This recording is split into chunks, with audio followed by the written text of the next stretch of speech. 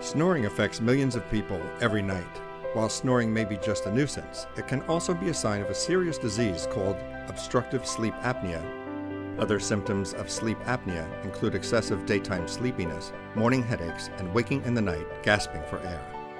An estimated 18 million Americans have obstructive sleep apnea and do not receive enough oxygen during the night, endangering their health.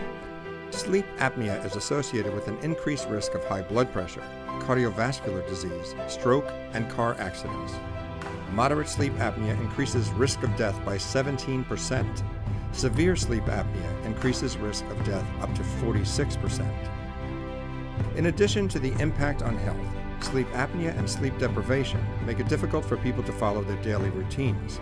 Without sleep, it can be almost impossible to stay focused and alert during the day. As a result, many people with sleep apnea suffer from anxiety, depression, or even attention deficit disorder. If you have been diagnosed with sleep apnea, it is important that you are getting treatment every night. If you are not wearing your CPAP, your dentist may have an alternative.